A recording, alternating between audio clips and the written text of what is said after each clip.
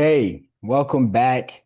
Episode number 55, TalkBall Tweakers, an exhausted cast here with my boy Jake Mazarski, Blake McQuarrie, a lot of traveling going on. Yeah, We're bro. all living life, but other than being exhausted, how we feeling? Go ahead, Jake. Always happy to be back on the pod. I'm changing my hat around so I keep leaning back on my couch and I don't see.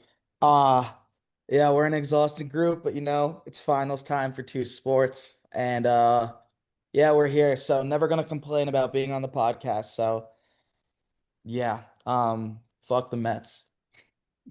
Hey, Uh, well, no, we gotta talk about the Tigers, man. We got the worst record.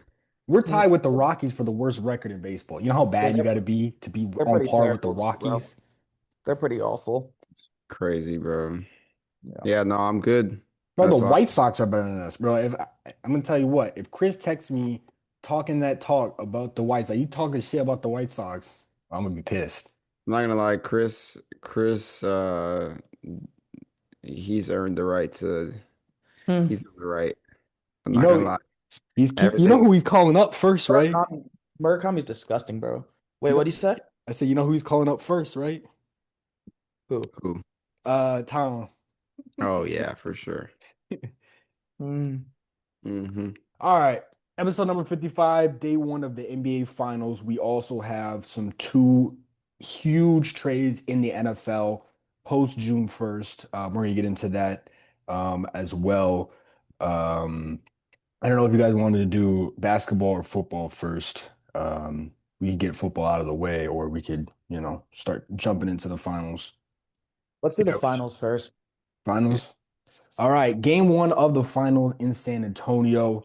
We have the San Antonio Spurs and the New York Knicks, a 1999 finals rematch. A lot of different players, obviously, but the wonder and amazement between these two teams playing some of their best basketball since that finals really has made this a lot interesting.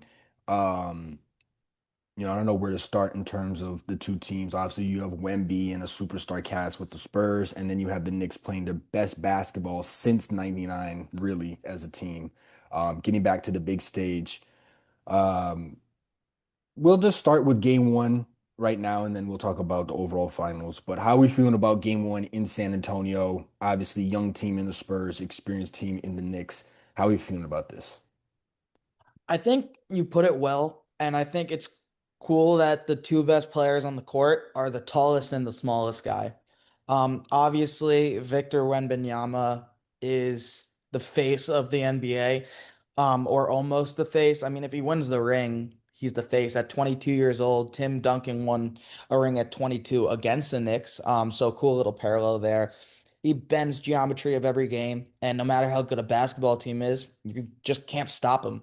And then on the other side, you have Brunson and the Knicks, and Jalen Brunson has been doubted in every step of his career. And I'm not gonna act like I was any different because I did not think Jalen Brunson would be this good.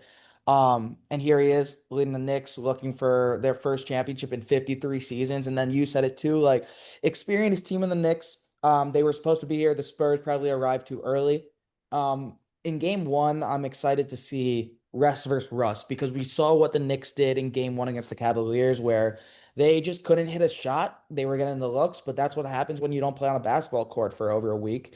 And they came back, but no disrespect to the Cleveland Cavaliers, they are not the San Antonio Spurs. And so, yeah, the Knicks cannot fall behind like that in game one. And the series doesn't start until a team wins on the road. I totally think the Knicks can win a game on the road. I'm not going to get into my series prediction yet, but tomorrow, I think it's those two players. How are they going to guard Jalen Brunson? They being the Spurs, is it going to be Stephon Castle? If then Mike Brown starts going for different looks for Brunson, who's going to be that second guy? And then of course, how are the Knicks going to contain Victor Wembanyama? Because the Thunder in game one let him go for 41 and 24. So yeah, we'll see. Also very excited for the Inside the NBA crew to return to San Antonio. Our man Charles Barkley. Well, You know what's so funny, Jake? I just want to say this. I don't know if it was a TikTok or whatever, but this girl was like, I'm from an island. She was talking to some guy. She's like, I'm from an island. And he was like, oh, what island? From the Caribbean? She's like, no, I'm from Galveston. Like, get Jesus. out of here with that. And he called Charles Barkley. That's funny, bro. Fucking. Um, yeah, I think when it comes to game one, I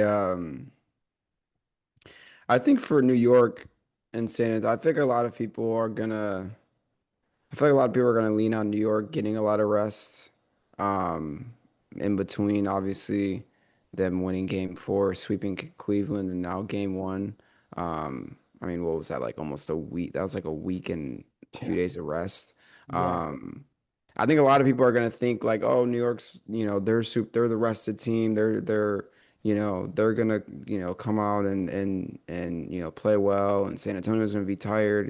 Just went to 7 games, but. I think honestly, I think San Antonio is going to be the better rested team when it comes to clicking on the basketball court. I think San Antonio got the perfect amount of rest. Honestly, I mean you win Saturday night and then you get Sunday, Monday, Tuesday off. Like I think for them, that's all you really need. I think New York has gotten a little too much rest. And I think JQ put it well. Like they came out in that game one against Cleveland and that, I mean, until the last couple minutes of that game, they did not look like a very well basketball team. Um, so I think that rust is going to be there. I think, especially with it being in San Antonio as well. Um, I think that that's just what I'm a little nervous for with New York. Obviously, overall, you've seen it in the Cleveland series. Like, obviously, it didn't affect them down the line after, that fourth quarter performance in game one. So, I'm not going to sit here and say that that's going to lose them this series. I'm not going to sit here and say that it's going to, affect them the whole series. But when we're talking game one, I think that San Antonio is going to be the better team overall because I think they got the perfect amount of rest. So, that's that for me. I also want to give the NBA Cup a little shout out. This is the first time two teams have seen each other in the NBA Cup, and now they're playing in the finals. So, All right, Adam it- Silver. yeah, shout out to Silver is All something. right, all right, Adam Let's Silver. let's shed some light on I'm something Adam not Silver's I'm done not giving well. him nothing. I ain't giving him nothing. I was like, I know Tucson's not gonna I'm do not it, giving but him nothing. No, Nah, fix the flopping first. I don't want to see no flopping in these finals. But I'm telling you what, right now, somebody flops in these finals, I'm gonna lose my mind. All right. Bad product. no, you're gonna be losing your mind a lot, dog. Um, But yeah, I think that was pretty cool for me. So it's going to be interesting to see. Obviously, the Knicks won the NBA Cup, but that was one game. Now they've got 7 games. So it's going to be interesting to see how it plays out. Um, and then a game that I flashed back to was the rookie Wemby versus New York. oh my goodness. Wemby had like 41, and then Brunson had 61, and it was just a insane gaunt. It was a bloodbath. So that's what I want to see in this NBA Finals. I want to see. Um, I mean, relative to what happened in the Western Conference Finals between Oklahoma City and San Antonio, like just going back and forth, going at it. Um, one team wins one game, then the other team wins the next. Like that's what I mean, that's what everybody wants to see in this NBA Finals, except for New York fans. But that's what I want to see in this NBA Finals is that, and I think we can absolutely get it. Um, like you mentioned, I think Tucson mentioned it. New York's playing their best basketball um, that they've played. I mean, what since 1999? We Yeah. can sit Yeah, here and yeah, say that confidently. Um, this team has been playing their best basketball. That they've played since all coming together and they're finally like at their I would say they're finally at their peak level of what they can be. So it's exciting and it's an exciting time for New York. Like New York is going insane about yeah, this bro. and Hey, good thing you kickoff got out hasn't of even there. Hey, started. good thing you Yeah. got out of there. And You about can I you can I can I you about to clarify get caught up in that. can I clarify something for the podcast Don't wear that no Pistons gear. No, no, no. They would have been all right with you because they would have felt sorry for you, Nah, honestly. they would have jumped him. They would have been like, "Oh, you're a Pistons Well, fan? Oh the yeah, New Yorkers jump everyone. All right. exactly." I'm gonna clarify two things right now. One, I am a Brooklyn Nets fan, but the reason I root for the Knicks too is one, it's not a rivalry because the Nets totally botched it and the NBA botched it. That's a whole different story. And two, the Knicks going on this run is the best thing that happened to New York sports. I mean, I'm not going to say ever, obviously, but there is no team that unites this city like the New York Knicks, right? Jets and Giants fans, Yankees and Mets fans, Rangers and Islanders fans. And again, no disrespect to Nets fans because I'm a Nets fan, but when a team is so minuscule, or rather, let's not make this about the Nets. Let's make this about the Knicks. When a team is so big to the city, you see it. And I told you guys New York would burn down if the Knicks won the finals. And we're seeing that. So people that say I can't root for the Knicks, fuck you. But moreover, it is so awesome seeing this. And I don't think any other team could do this. The Jets and Giants, no shot. I mean, if the Jets won the Super Bowl, it would be like, oh, what? New York's not going to burn down. People would just probably be like, I took too many edibles. But like, there's nothing like that what the Knicks are doing right now in any city, any American city. And yeah, I don't know where I was going there. I just wanted to clarify a few things. And Blake, good thing you're not there this week because the place will be a zoo. I want to go back home because I want to like just not even go to a game because I do not have that type of bread yet. But just to be in the city during that, like Third row is gonna have celebrities from foreign countries in it, bro. Yeah. They're denying people tickets, but which I think is insane, man. It's yeah, it's crazy. You know, MSG ticket prices are gonna go crazy. This is an interesting matchup. Jake mentioned rest versus rust. The thing with the Spurs, in my opinion, is they're coming off an emotional high, right? We saw how the way they were celebrating, and obviously, out of all the teams, um, in the NBA, they're probably the most equipped franchise-wise to get over that just because of Pop. Um, Wemby was saying that how, he had that emotional high and then Pop had to give him a reality check. Like the job's not finished. You still have to go win four more games. Getting to the finals is never the objective.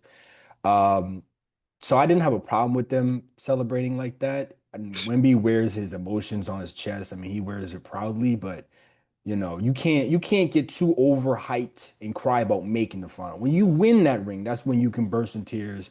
And I mean, Giannis, Braun, how many people have cried when they won a title? Steph, when he finally won his first finals MVP.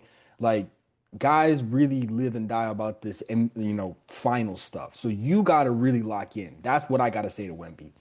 As far as everything else, we didn't go over it because obviously this is the first segment. I was outvoted 2-1 in terms of last series in the Western Conference. And what I felt was, I said this after game one, I thought Wemby was gonna, show up and show out. And while he did have some other games other than that 41 point, he had 33 in I think game three or four. he was Um, well on his way for 30 in game 6, and then they were blowing him out. So they're just like, we're taking you out. Very true, very true. I also felt I said Spurs in six because I thought they would be able to, power through it. Obviously, one in seven. I thought Wemby in that game seven was going to put up a 40 ball, and he shot 15 times, which is something you really don't want from your superstar. You want him to shoot twice as many shots as that. But it just goes to show how elite that team is. They can go nine deep and still get Harrison Barnes. Like, if the ninth or tenth guy coming off the bench is a guy who's already won a ring, he's a certified vet, his career is already made, and you're giving him good minutes, and he's not afraid to go in there and actually play defense and shoot the ball, that's a plus. Obviously, we know the Knicks can bring guys off the bench, GTA. I'm trying to think of other guys, Shamit, who only missed 1-3 in the Eastern Conference Finals. So both teams have great bench. But again, for me, it's the rest versus rust in game one and the emotional high. Who is going to come out? Because we saw, this was my problem with New York last series. I told you guys this. I said rest versus rust. And they came out and they were losing by 22 in the first game. And then they locked in and realized we're way better than Cleveland. So I don't know if they have that luxury to be down 20 to the Spurs. Digging yourselves out of that hole against the Spurs is obviously is possible, especially if you hit every shot. But again, we're talking about a 7'5" alien that God himself created. with pure imagination and willpower. I like you're putting a 7'5" 2K demigod in real life on this planet and telling him to go win championships. It's hard to guard that. And the Thunder figured that out and they couldn't contain Wemby. They just tried to do everything they could otherwise. But it'll be interesting to see how they approach Wemby. I think Cat changes that the series for the better for the Knicks because you can pull him out because he's shooting big. You can take him away from the rim for Brunson and others to drive. And in terms of offense, obviously Cat can shoot the ball, so he's not like a Hartenstein who's going to stick in the paint and has to use a certain shot to get it over Wemby. Um, Other thing Jake touched on, the fact that the tallest and the smallest players are the best players is so interesting to me because I really feel like we're gonna one of these games. I think it's going. I think it's going seven. I'm not gonna say who I think is gonna win, but I think this series is going seven. One of these games, we're gonna have an all-time finals duel where it's gonna be one of those 50 and 50 or 40 and 50, and one player's shooting percentages is like 80% or 70%, and the other guys just can't miss. And it's one of those games. Wemby's gonna have 41, and then Jalen Brunson's gonna have 30 something, whatever. Case may be. At the end of the day, the key for both teams is really defense, in my opinion. Spurs elite defensive team, Knicks obviously really good defensive team in every metric in these playoffs, and they're both neck and neck, right? In every category, Knicks are one, Spurs are two. So these are the two best teams remaining in these playoffs, which I really love. Sometimes you get playoffs where even though it went 7 games, the Pacers weren't necessarily the better team. They had the better run and played better, but they were better teams in the East last season. So for it to be the two best teams playing their best ball right now, this is all you could want as a basketball fan. This is peak hoops right here. Two of the best teams playing their best game in game one. So um, with that, I think Spurs are going to win game one. I think they're going to walk in here, like Blake said, perfect rest for them, couple days. It hasn't worn off. Everything that they taken from the Thunder series, they're going to walk into it confident. When this series, we just beat the defending champs. What are you to us? So I'm going to pick Spurs for that one. Um, just go by really quickly. I want to see y'all's selection, and we'll talk about, the outcome of the series. So Jay, go ahead and talk to me about what you think about game one. Who's going to win? I wrote this earlier, for work and I was torn, but I do think San Antonio wins game one. I think one thing that we haven't spoke about yet is just the uptick in conversation or not conversation, competition. And I think you just spoke about that, right? The Spurs just played the NBA champions, and the Thunder. The Knicks played Cleveland and Philly. And I'd say no disrespect to Cleveland and Philly, but compared to the Thunder and the Spurs, they shouldn't be in that conversation. And the Knicks are going to take the floor for the first time in a week in a hostile environment.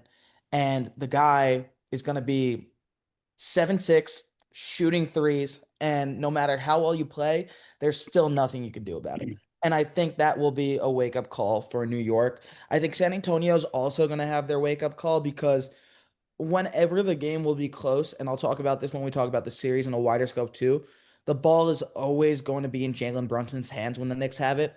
And it's been like that for 4 years. And look, I understand Stephon Castle guarded Brunson well and has his in his career. I understand the Spurs are great defensively. Jalen Brunson's gonna get his. And so those two teams, like these teams are great, but in this game, I do think it's Wembanyama and Brunson, and it's about the teams figuring out not only how they'll contain him in this game, but in the entire series. With that being said, I'm going back to the competitive advantage thing. I think the Spurs are going to win the game. They're at home. Perfect time of rest, like Blake said, and I think the Knicks are going to be looking up at Wemby and being like, "How can we stop him?" And while the Spurs are going to do that too, I just think the Spurs are a little more deeper in game one. And so, give me San Antonio there. In a close one, though. Let me emphasize in a close one. Yeah, I agree. I think I'm gonna go with San Antonio for game one. Yeah, like I mentioned, I think that San Antonio just got that perfect amount of rest to where they're still gonna be in that groove. New York's gonna have to find it, and I think that's just ultimately gonna be the difference. Um, I think also for New York, um, like obviously, yeah, both teams do have to figure out, that's really, I mean, like people talk about those game ones, especially with like LeBron, like that's like, those feel out games. Like you're feeling out your opponent. You're feeling out, what they're doing and the sets they're running and everything like that. How their best player is getting to his spots and how to take them away from those spots. Things like that. Like that's what a game one is. And obviously both of them are going to be doing that. Um, but I think New York's going to have to do it a little bit more with trying to figure out how to handle Wemby and I absolutely like Toussaint you mentioned. I love the matchup. With Cat and Wemby, I think Cat is a perfect guy to try and take away Wemby's game and take him out of the game as much as you can. I mean, you're not going to completely take Wemby out of the game. You're not going to eliminate what he does, but I think to be able to do it to your best capabilities, I think Cat is that type of player that is going to be able to do that. I think his defense is well enough. Um, I think on offense, like you mentioned, he is a great shooting big, and you can spread him out. You can bring Wemby up, to the perimeter, take him out of the paint, things like that. Um, so yeah, He does pick I up a think lot of that's fouls, though. Sorry to cut you off. I was gonna say, yeah, Cat picks up a lot of Yeah, fouls, so he's that's definitely something. got to stay out of foul trouble. yeah, I mean, if he picks up two quick ones in the first game, it'll be like, oh my goodness. Nothing, there won't be red flags or anything, but it'll be like, oh, if he picks up two quick ones or three quick ones, you're like, oh, okay. He might not yeah. be a factor in this series as much as we might think. One Right. more And that thing. and that could ultimately be what happens in game one. I mean, like you gotta, really I mean, I think they're gonna want to obviously attack a lot with Wemby. So, um yeah, I think that's kind of how I am for game one. I think it will be a close one though. I don't think San Antonio's gonna blow them out, but um yeah, I think San Antonio's got that one for sure. One more thing that because I'm just assuming that we're gonna go into a wider series preview right now. One more thing that I'm not gonna say this happens in every final, or it might even happen in less than 50% of them. I'm just excited to see two five-out teams go against one another because the Knicks and Spurs are two five-out teams with versatile bigs who could shoot the three and could do so much inside. And then there's not really a shooting guard on the floor. It's more just like a point guard, three versatile wings who could all score, and then four when you consider the guys off the bench, and then that center that could do it all.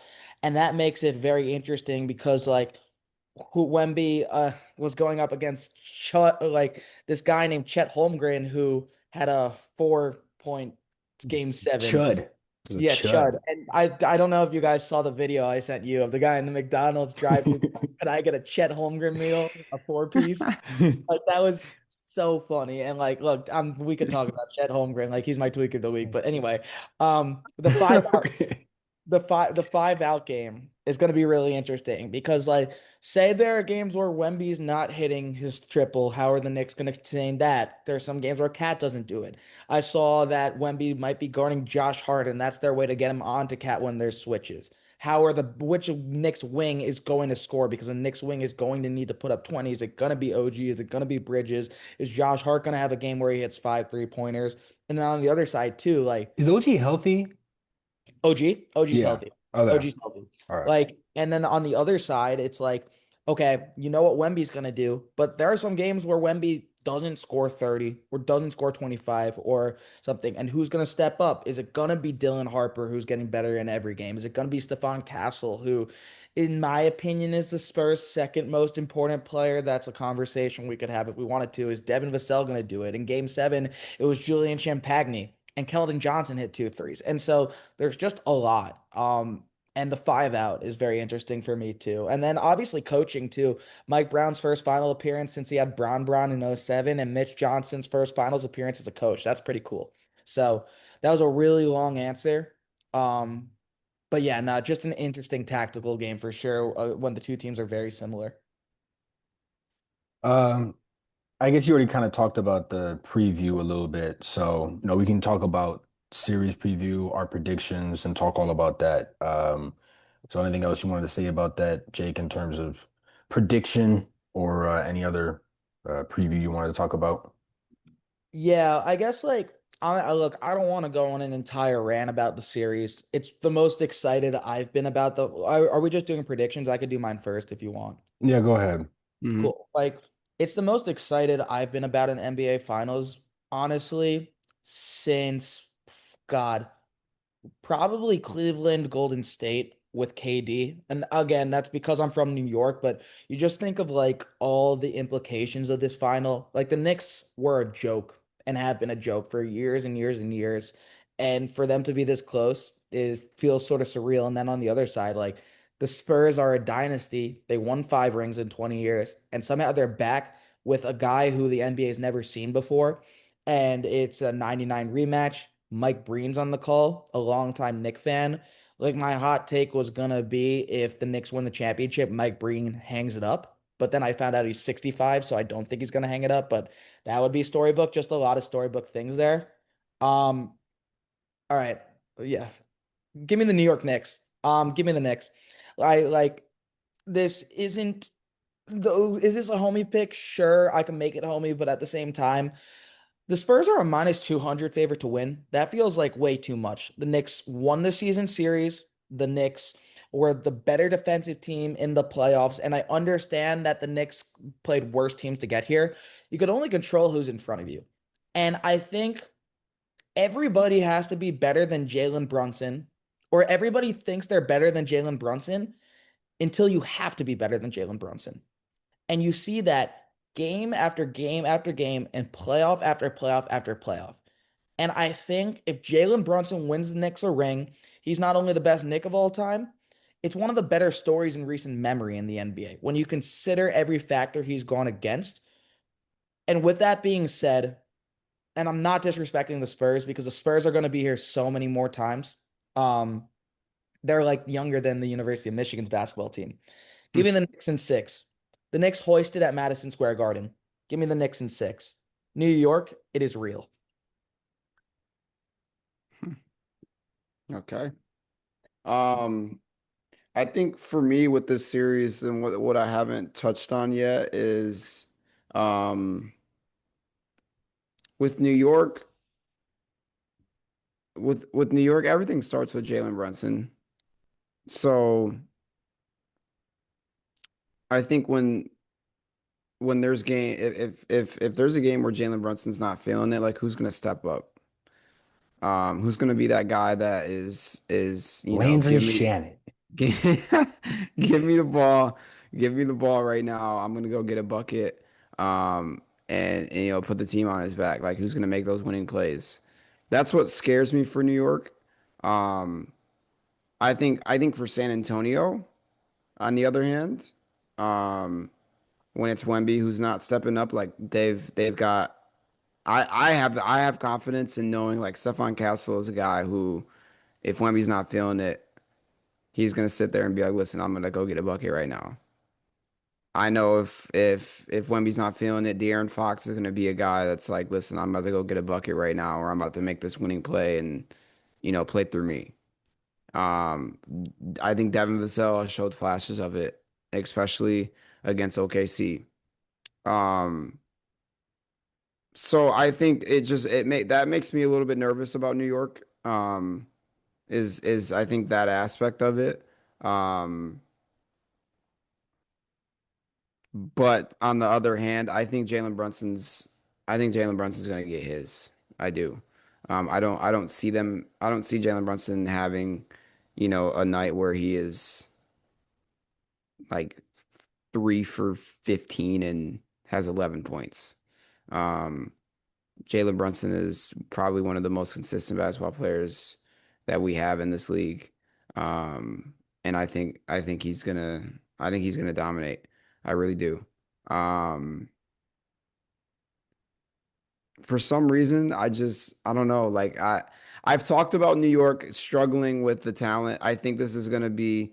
I mean, Jake, you brought it up, but like you compare it to Philly, you compare it to Cleveland. Um, they haven't seen this talent, and that's also what made me nervous about New York. Is that the lack of talent that they've seen this postseason. Um, and I think that could also be a factor. And But for some reason, I can't pick San Antonio. I really can't. I can't do it. I'm picking New York. I got New York. I think I have New York in six, but it's those things that scare me about New York. It's those things that do. But I think that Jalen Brunson is going to bring it every single game. I think that Josh Hart has been playing out of his mind. Landry Shamet has been playing out of his mind. Um, I think Cat is going to have a great series. I think, obviously OG shows up. Macau has been playing great. Like this everybody has been playing their role and have been playing it to a T. So, I'm going to go with New York in six. I am. But those are some things that make me nervous that I think San Antonio could win this series.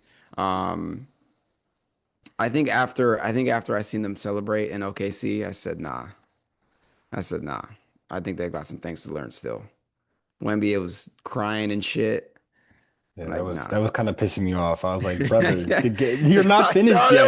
it was pissing me off for I was like, real. you haven't done anything yet. It Just was getting to the pissing me finals means off. It nothing. was. It really was. So He's gonna have to understand to he's gonna have to learn how to control his emotions a little bit better. Remember that game earlier in the season where he was crying after they beat the Clippers and they came back? I was like, brother, that is the Clippers you're celebrating. You came back to beat the Clippers. You did cried on what a you were random supposed to do. Thursday night. I was like, come on, man. I get the emotion, but Wemby does have to, regulate his emotions a little bit differently in these situations. How many games did you say for you, Jake? New York and how much? I said six. They're lifting Six. this thing. They're lifting it at the Garden. Okay, okay, I like that. You know how I'm going. I've been That's on why this. I'm not worried about the clean sweep. It definitely.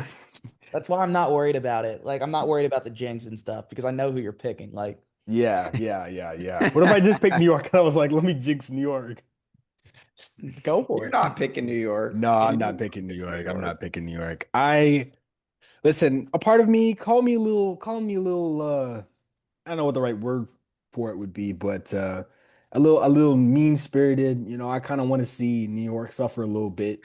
I want to see them burn down lampposts and street lights after they lose, not after they win. It's gonna And happen also because I'm a regardless. Pistons fan and It's I gonna got happen regardless. And that's called hell. exactly, so I That's don't want to called see Hell's them Kitchen. happy about it. I don't want to see them Yeah. happily burning things down. I want to see them mad burning. I want to see some mad burning. You know what I mean? Not some happy burning. Go to the Bronx. Um, what Yeah. about yeah? That's funny. Listen, I'm picking the Spurs because two things scare me. I'm picking the Spurs, but two things scare me. One, the emotional high, like I said. Your best player is coming off his best series, obviously. He's coming off the first playoff run in his career, and he was already celebrating and crying like he had done something, what I just said. And that kind of irks my soul. You can't celebrate getting to the finals. You don't get Oh, so rings, and your legacy doesn't improve from getting to the finals. Chris Paul's legacy doesn't improve from him getting to that one finals, or Charles Barkley. All right. It does nothing for them. If Doesn't he you're win a ring if the Spurs win? Is that true? who? Chris Paul? I don't Like, he wasn't on the team wasn't he on the team early in the like early in the last season? He year. didn't play a Last year. game. Oh, No, last last. year he was. Last Okay. year. No, he was on the Clippers earlier in the season. Remember the Okay. Clippers cut him after he acted like he was a superstar. But no, I'm going with the Spurs for that re for the reason of Wemby in general. I am scared because I think Wemby does this thing. I made a TikTok on it. He does this thing where some games he just stops shooting. Like he forgets he's 7'5". yeah, we've Yeah. talked about We this talked. Yeah, all we've year talked about long. And that. It yeah, I've said this all year long, and it really puzzles me. It's like I'm in the Western Conference Finals. I'm gonna shoot the ball 15 times. I think some of it is because he falls victim to the franchise. You gotta think about it. The franchise has had so many Hall of Famers, and none of them have been the spotlight. When they had Tim Duncan, David Robinson, Ginobili, Parker, none of them were like, yeah, I'm the guy. I'm a revel in my success. It was all a team game, They and so moved we're in silence, or they moved in silence. And Wemby's the exactly. opposite, is what you're getting at, right? Yeah, exactly. And so the fact that Pop is still there, that part of it is still really alive. They play through that thing where they like don't want one guy to get the praise, but we all know it's Wemby. And he does the thing where he disappears. Like he genuinely like will shoot 15 in the three losses that he had, excluding game 7. He shot the ball 15 times, and 16 times.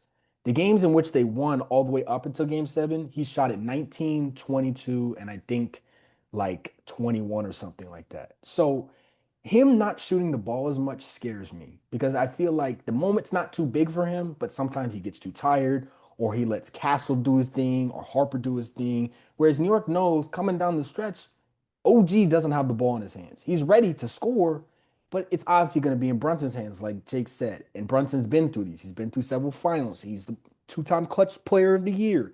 He's not afraid of the moment, no matter if they have a 7-5 freak of nature on their team. Jalen Brunson is going to play the same way Jalen Brunson plays if he's up 22 or down 22. Doesn't matter. And so for me, that scares the lights out of me with this decision. And also just the youth. I mean, New York's coming in here with some vengeance. I mean, they got the whole state of New York backing them when they. I mean, you're a Nets fan. You got Nets fans backing you. So the whole Yeah. state is backing the Knicks, and it's not that same way for San Antonio. Even though I know a lot of people want them to win. Um, but I'm going with San Antonio. I've been riding this roller coaster all year long. I thought they were going to beat the Thunder, and they very well might have an emotional high and just collapse in the finals. But I'm a ride with Wemby.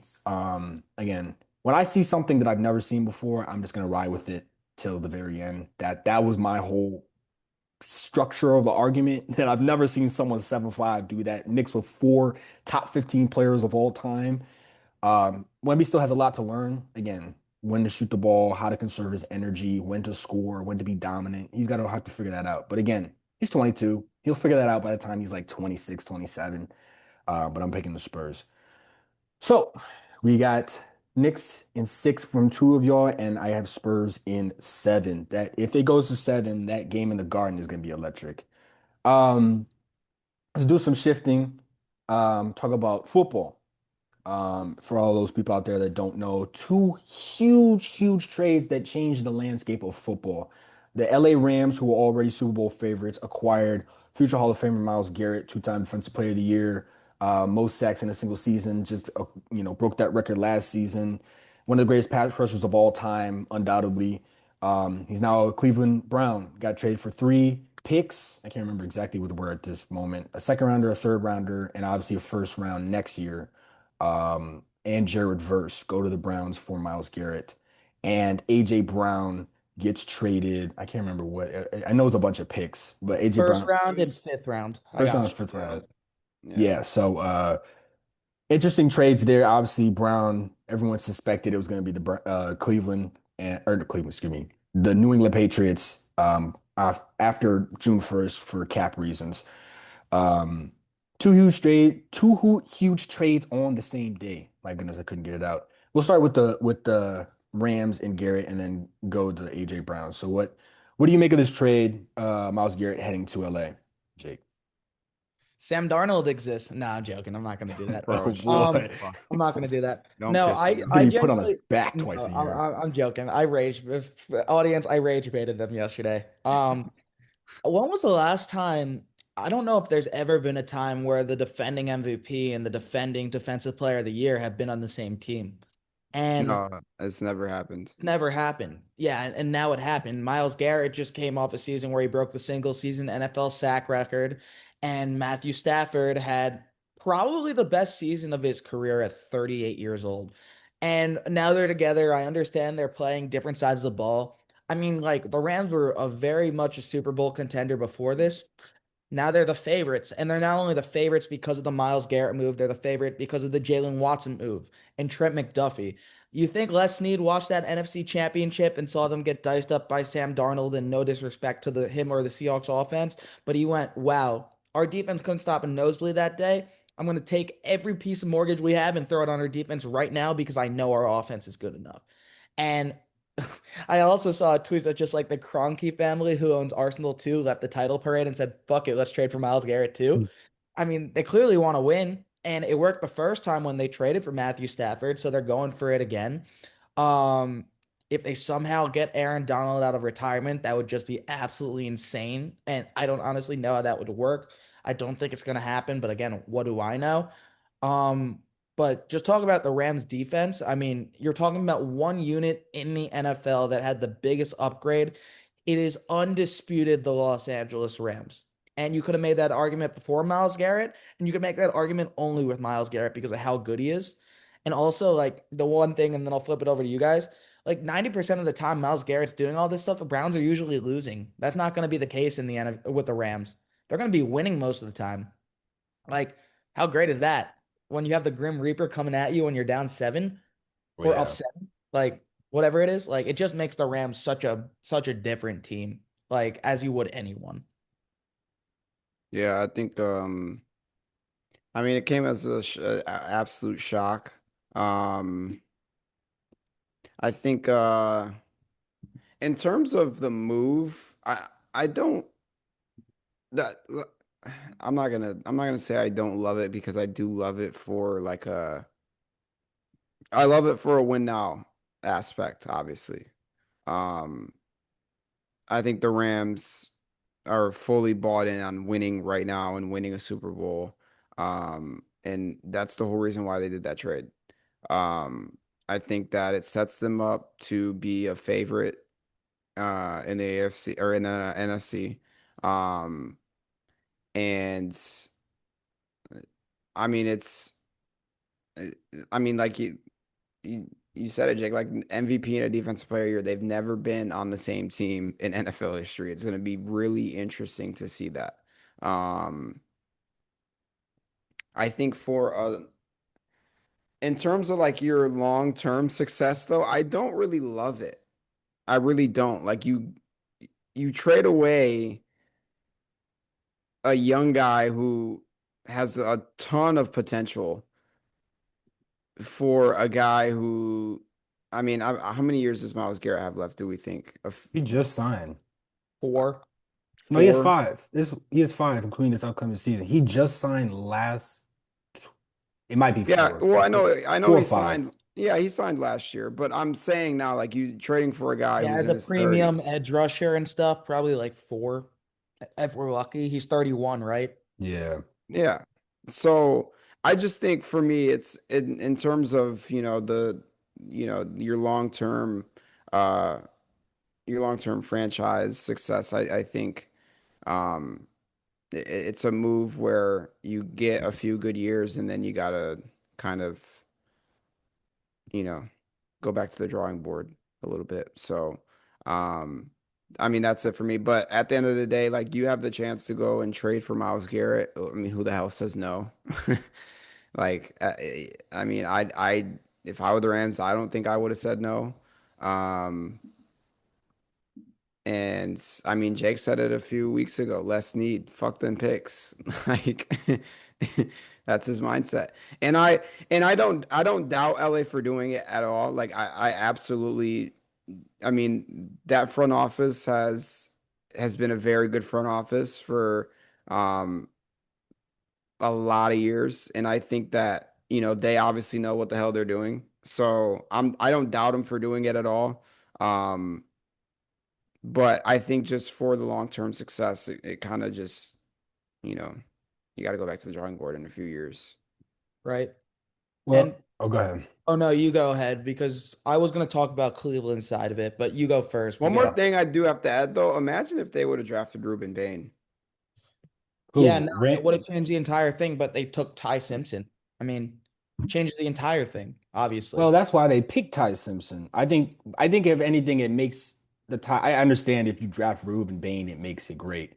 Um, But again, I think their thought process through the whole thing. So I cover the Rams for Last Word on Sports, and so I'm always watching Rams interviews and press conferences and all kinds of different stuff. It was really interesting when Ty Simpson got drafted. Everyone was like, "Why would you draft Ty Simpson? You have draft next year and the year after. This is why." I don't know if they were already in talks before the draft, but I think that's the reason why. If you look at 2021, which is when they won against the Bengals. They traded in mid-season for Von Miller, right? And that changed the landscape of their defense going down the stretch of the season. And I think a lot of what they've been doing this offseason is kind of mirroring that season where they won it.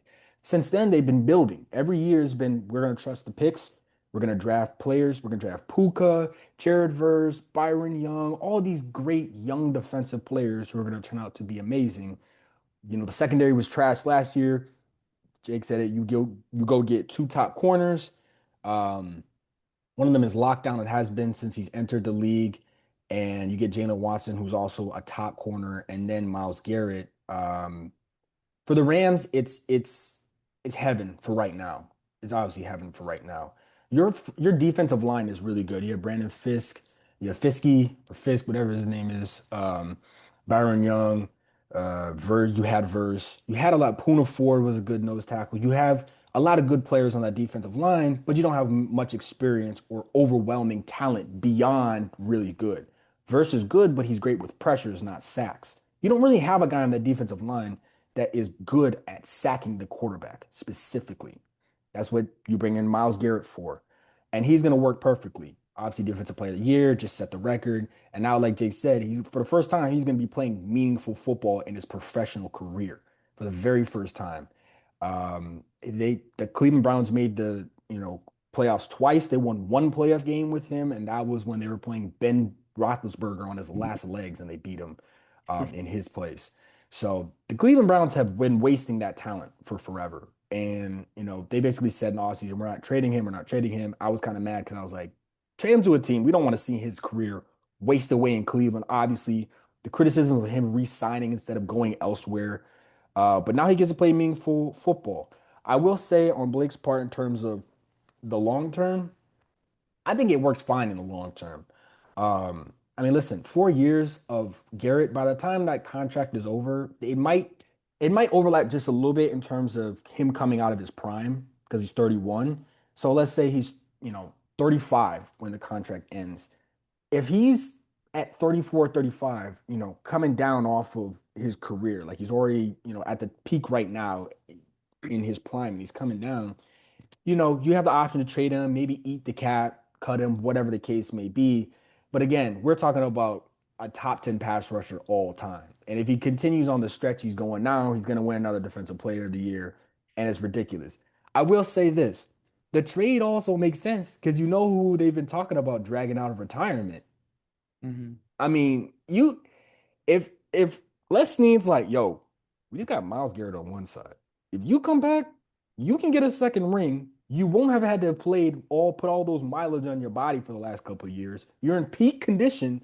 Literally 4 hours after the trade happened, he released a video of him just lifting weights and benching with hashtag 8099 ready or I'm ready or something like that.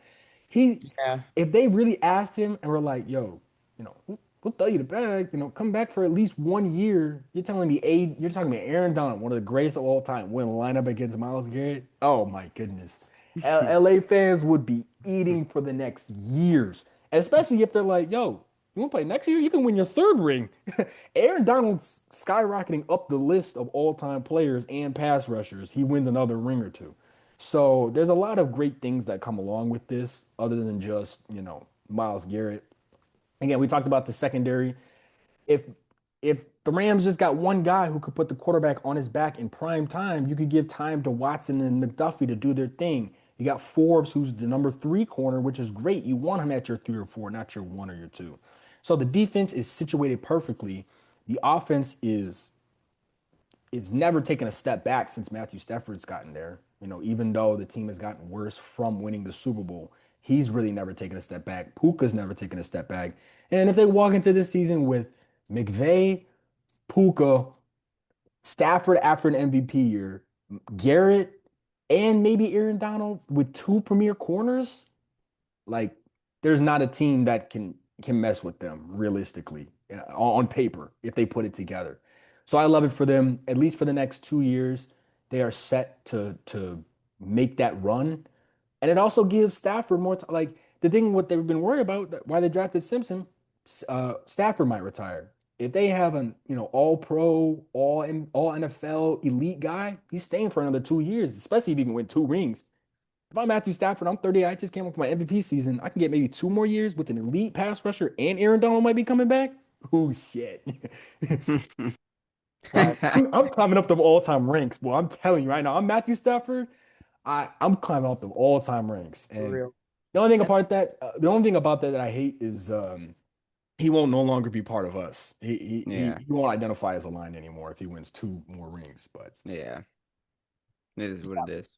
it is. All um, right, we'll talk about AJ Brown now on the Patriots. It was OTAs bright and early this morning. He was eager to get up out of Philly.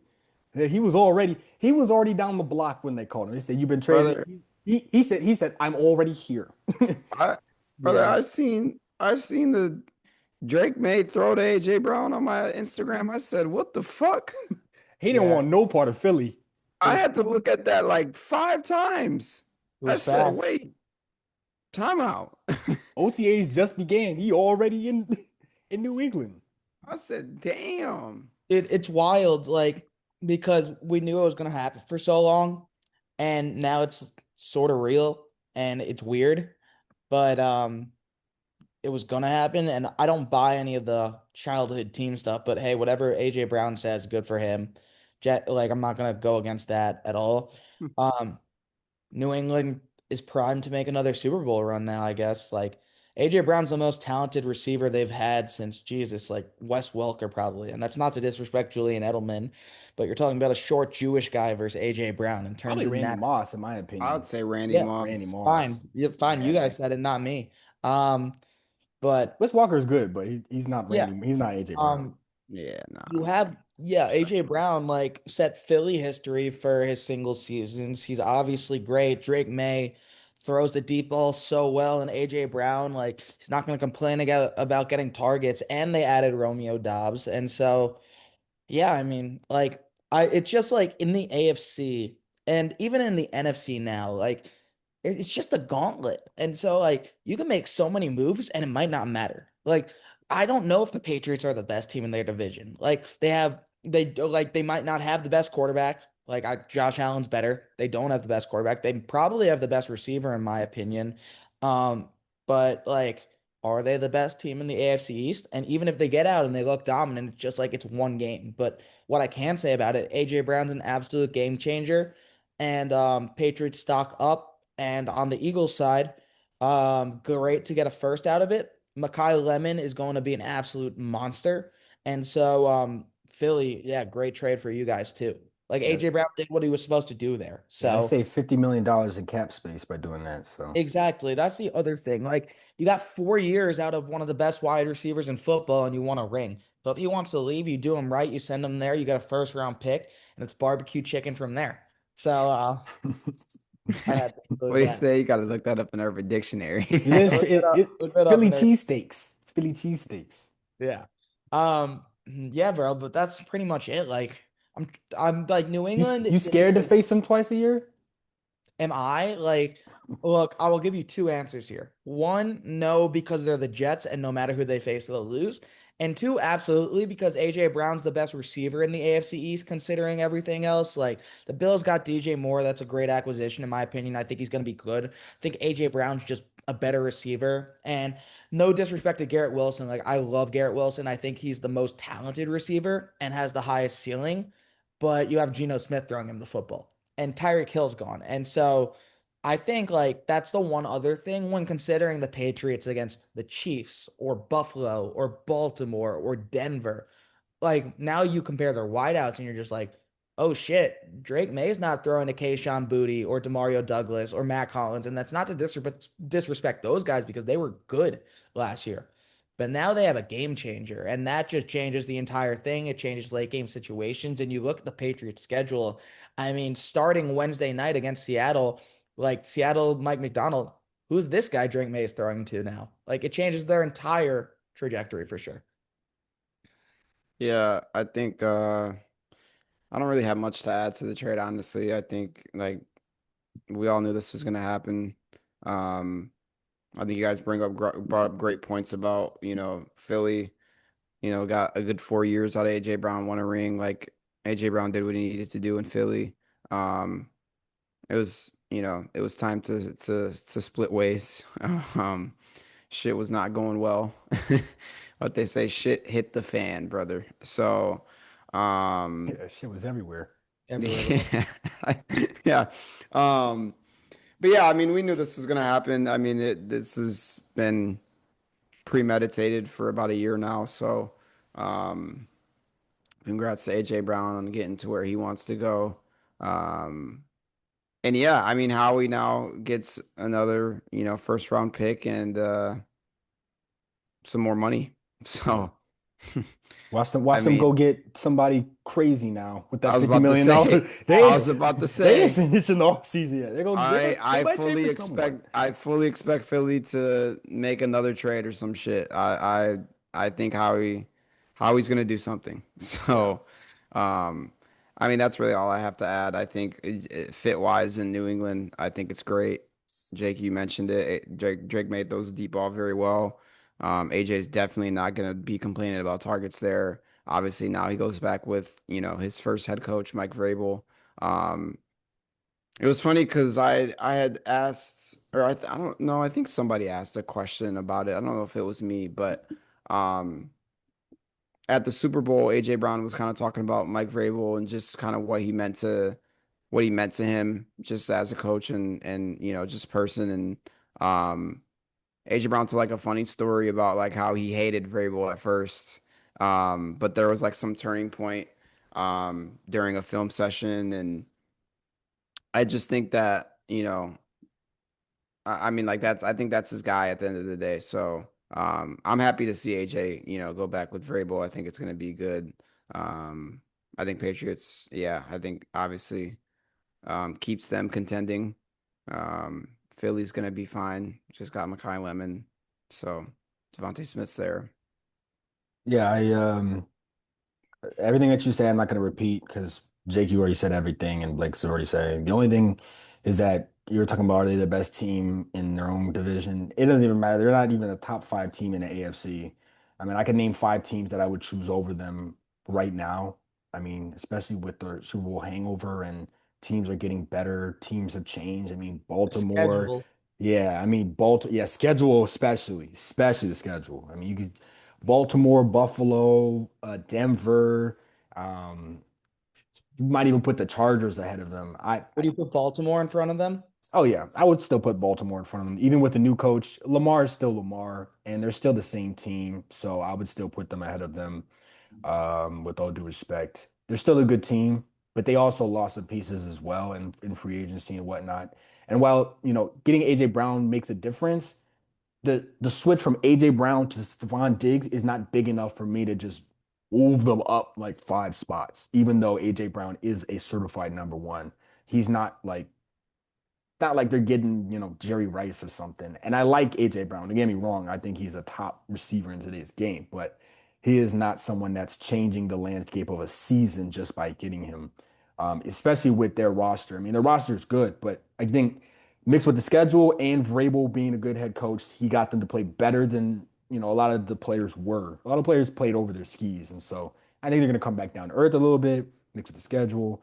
He'll be fine. It'll be a good season for them. New England will be a better team, even though they won't have a better result. But yeah, Could I say one more thing? go ahead. And it's not even on the Brown trade. It's actually more on about the Browns. Like this is gonna sound like really like people are gonna disagree with it. I think the biggest winner of these two trades, in the fullest honesty, was Cleveland. And it sounds crazy and it's banking on Cleveland to do something good, which is the biggest problem because they never do something good. But to realize that, hey, Miles Garrett is not fitting our timeline.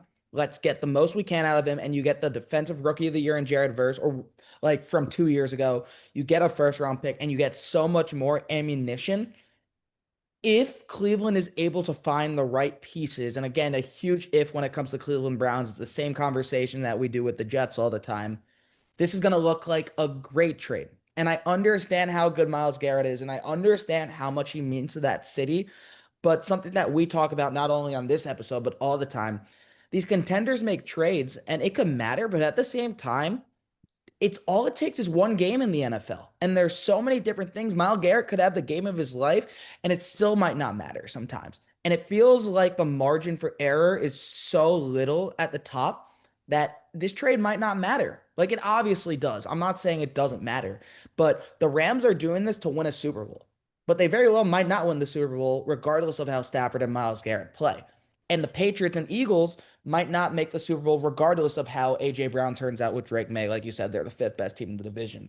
Cleveland, on the other hand, you gain more picks. You're going to suck next year. You're going to get one of Arch Manning, Dante Moore, or someone in this loaded class. You have all of those picks, and it just gives you ammunition. And again, like you're banking on Cleveland to do something right, which feels like you can't, but at least they have the opportunity to. And it's just ballsy for the GM to be like, all right, it's not working here. We denied your trade 2 years ago. We're going to trade you now and we're going to get the most out of it. So I don't know how people will look at that, but like Cleveland set themselves up for success in a few years. Once again, that doesn't mean they're going to have it because they're the Cleveland Browns, but I definitely think they won even with trading Myles Garrett. Good take. All right. Before we close out, we got to get to the Cannot wait to bet. see how people react to that one. Sorry. No, you're good. Go ahead, like, Only real ball I knowers. like it. I like it. Yeah, I only mean, real ball knowers are not gonna know. I talked about with me not loving LA doing it because it doesn't set them up for long-term success. I think it sets them Yeah. up for a good 3, maybe 4 seasons. Possibly you win a Super Bowl, but like for LA, if they don't win a Super Bowl, then it's a failed experiment ultimately. exactly. So that's I mean, I love the take. I Also, think you're like absolutely right. the last thing because it's coming to my mind, and then we'll get to tweak of the week. Like the foundation that the Browns are building is great. Quinshon Junkins and Dylan Sampson, the two running backs. You draft Casey Concepcion and Denzel Boston. Your defense is good. Jared Verse is only going to get better. And you're going to bring in an Arch Manning, a Dante Moore, or whoever's there. And even if the Browns surprisingly have a good season, you could still trade for that. And so the foundation is there for success. And I think when you look at the AFC North, these teams sort of lack those foundations a little. The Steelers don't really have a quarterback of the future, or they don't. The Bengals can't put out defense there, and the Ravens just can't get it done with Lamar half the time. And so, if the Browns are able to build a foundation on both sides of the ball like they are, this is going to look like an incredible trade. And so, it's just really interesting for sure. Yeah. Yeah. Yeah. All right. Time for the best segment in sports entertainment. We have Tweaker of the Week. Who wants to begin, or you want me to begin? Go ahead, I'll Jay. do it because I already do it. Cool. So, what's it called? I'm at work today. I'm writing about some article, and then I look at the time, and it's Chet Holmgren, which means I have an hour left of work. 4. Um, I look, I really like Chet Holmgren as a player. He got bullied by Wemby the entire series, and Shea said it. They needed Chet Holmgren to beat Chet Holmgren, and he wasn't. And he just didn't look good. And until the Thunder get back to the mountaintop, you know the Chet Holmgren memes are gonna be there, and it sucks because of how good a player he is. But like, he got bullied by Wemby. Wemby came out for vengeance, and we spoke about that. And with J-Dub out, you knew Chet had to be the number 2 option. And he wasn't only not the number 2 option, he was the number -2 option. Like he felt like a burden. And Isaiah Hardenstein felt better. And so, like, I don't know what Sam Presti's going to do this offseason. And Chet Holmgren's obviously going to stay. Like, I saw a tweet about, or someone saying, like, they might trade him straight up for Sengun. And I'm just like, why would he do that? Like, Chet's in the Nobody weight. wants him. I'm gonna be Nobody, honest. nobody wants him. Nobody I like wants Chet. honestly, while we're recording this, I guarantee you Chet's in the weight room. If he's taking his offseason right, he should absolutely be in the weight room because he got bodied by Wemby, like all this stuff. And yeah, He should have we're gotten a weight room when he got bodied by Braun and missed his rookie season. exactly, exactly. And so he better be in the weight room, better figure it out because the Thunder are built for success for years to come. But if Chet Holmgren's not what Chet Holmgren is supposed to be, it's not going to matter because you're going to lose to San Antonio every year. Yeah. He was only really bad against San Antonio, but for the rest of your career, you're gonna have to go face up against a guy who hates your guts. And you're gonna have Exactly. to live with that. Every single playoffs, people are gonna say, "Oh man, here we go again. Who's gonna guard Wemby?" And Hartenstein Exactly. can't do it, and Chet has the body and the skill talent, but the mental aspect. I saw people talking about he's the next Ben Simmons, and I would slow down on that whole Ben Simmons thing, but he is in that same realm. Yeah, and that's the like I'm not gonna sidebar. This is my last one, I swear. This is why we spoke about that game 7 being like it's not only for this year, it's for years to come because of how well positioned these teams are set up. And if the Spurs bully them, they might bully them in the next year and the next year and the next year. And it's just like, what's gonna change? Yeah. Chet, you gotta change. No, yeah. I saw people talking about trade for Giannis. If OKC gets Giannis, strike the whole NBA down. Strike it all down. I want Adam Silver. I'll tell you what. If the Thunder get Giannis, Adam Silver, I'm gonna tell you, come on this podcast and make you tweaker of the week in front of your face. You should you should do what David Stearns did with CP3 and veto that trade. Don't let that go through at all. That would make me throw up. I'm so I know a serious. great destination for Giannis Antetokounmpo. Yeah, I And do too, but it ain't where you thinking. I know, dude, I know a great destination for him where he could play with a point guard who's great Yeah, he can and play with a lot of he can people play with that a lot love of to. different he has a lot to play with. The unfortunate thing is all the people he has to play with don't work. He could come to the best city in the world. I mean, like, there's so many great things. I mean, imagine the streets of Brooklyn with Giannis winning the Nets a championship. Like, ho, ho, ho. Oh boy. They'd be modeling the streets of Detroit. Like, I'll give my tweaker of the week. My tweaker of the week are all the PSG fans. And everyone that likes to just burn and loot and destroy their city. It's actually kind of funny looking from a distance, but if I was living in the city and my team won and people just started burning everything down, I'd be kind of upset. I'm like, my favorite breakfast shop got looted and firebombed because some idiot was happy that Mbappe scored in the Champions League. And you got people in Mario Kart costumes and Spider-Man costumes setting fire on the street. Oh, bro, you gotta chill out. You gotta chill out. I saw whole clips of protest of fans burning things and cops like with riot gear. I'm like, you just won. Relax. It's like there's three cities, New York, Philly, and France, all just burn their cities down when they win. So they need to, you know, it's what's gonna happen in New York. Either way, people are gonna get hurt. So just keep it to a minimum. Also, my other one is Jared Verse. There's no way you're this happy being in Cleveland. There's no way you're smiling ear to ear for the rest of your rookie contract. This is you. There's no way that you are smiling from ear to ear coming off the tarmac to play with the Cleveland Browns. Someone in the comments was like, that's got to be edited. There's no to way be you're not happy. fair, he's from there. To be Bro, fair, if the Lions just came off their 0-16 season and I got traded from elsewhere, I would be crying on the tarmac. I don't want to get traded to my favorite childhood team right now. Wait a couple years when they're good. Not right now. I don't want to go.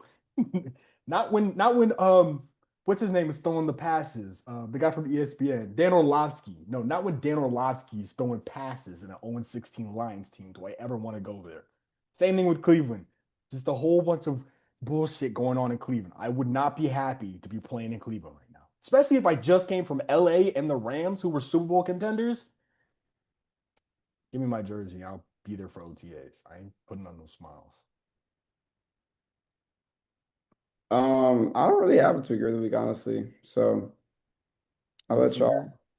I don't, Blake went to New York, guys. He's got no energy. We took it's it out of him. it's I'll just say like a premeditated tweaker of the week is gonna be just New Yorkers. They're gonna be fucking What's tweaking. what's the side talk NYC? Or they're gonna be They're gonna be tweaking. spitting Dude, I'm so fire. happy I wasn't on Side Talk. When I was at the Subway series, Side Talk was right next to me, and these guys are going crazy. And I'm just like, I could go crazy with you guys, but like, I'm Jake on trying side talk would be hilarious. to, dude. Yeah. I mean, I could totally do it. Oh, I we could know you totally, could do it. yeah, We know exactly. that's the point. That's what would be so funny. We would Yeah. play that clip on here on the way on Give the him a episode. little, just give Jake a little bit of sludge, and then he gets My favorite thing is like the 9-year-old kid. Woo! My favorite thing is like the 9 or 12-year-old going, Joel Embiid, you better catch these hands. Like it's so fun. yeah. Very funny. All right, well, that's all we have. Episode 55. Um, comment who wins the NBA Finals. Um, yeah, run up socials, TikTok, Instagram. Continue to support, like, comment, subscribe, share it out to everybody.